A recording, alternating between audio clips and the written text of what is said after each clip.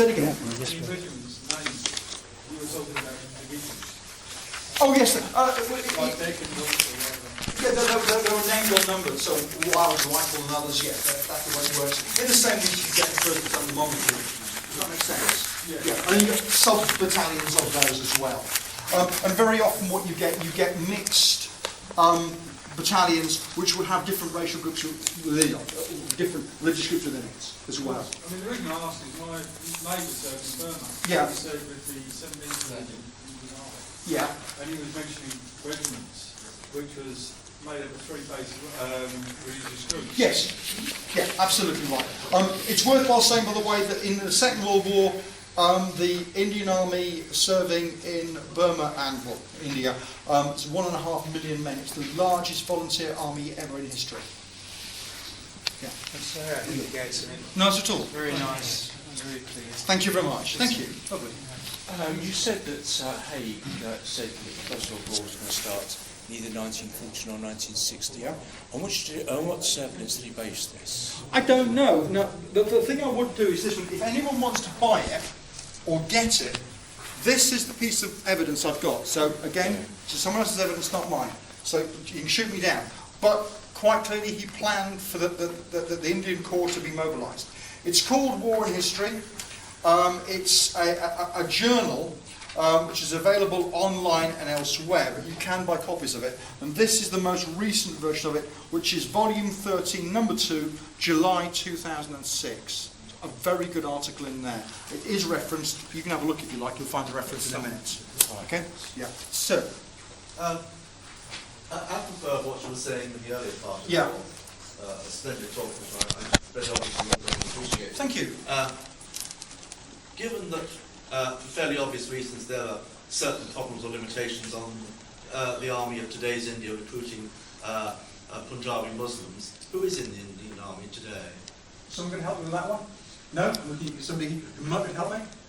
I don't know the makeup. Well, one thing I do know is this story of Gurkhas. Yeah. I'm not certain that of the other. They have secret regiments, yes. A disproportionately large number of Sikh regiments, Yeah.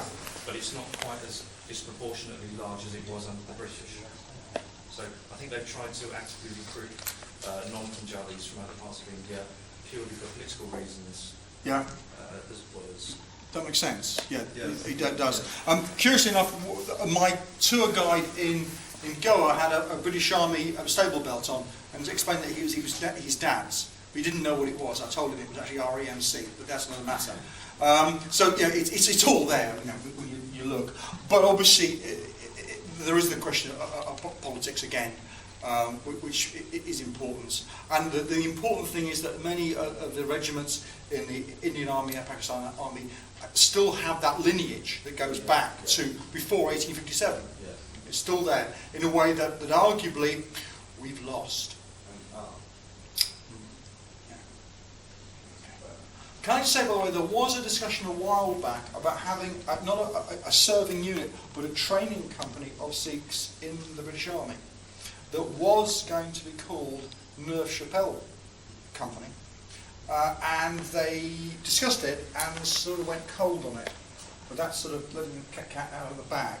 On the basis that the idea would be that the turban would be in corps colours, the centrepiece, as a training thing, and when you then went on to your individual unit. But that for whatever reason, don't speculate that one, it never actually happened. Yet. There we are, something to think about. The army, I mean, the fact is, I think it's probably in a safe, but this time not in cinema. I think it's somewhere in Aldershot, right? Somebody planned for it, which is really useful. And obviously thought about what battle honour they should give, and it was Nerve Chappelle that they went for, has been the name of the unit, which is interesting. Right, fine. So about the VCs and the Gurkhas, there's a new postage stamp out today. Is there? I heard about it in the paper. Which is illustrated with a Gurkha on it. There isn't one with the Sikh on it as well, is there, by any chance? No. Right, That's cool. There's no go there, shall we? Let's leave that one alone. The post office can sort that one out themselves, can't they? Okay. Well, look, thank you very, very much. I'm sorry if there's any confusion about which room we were in.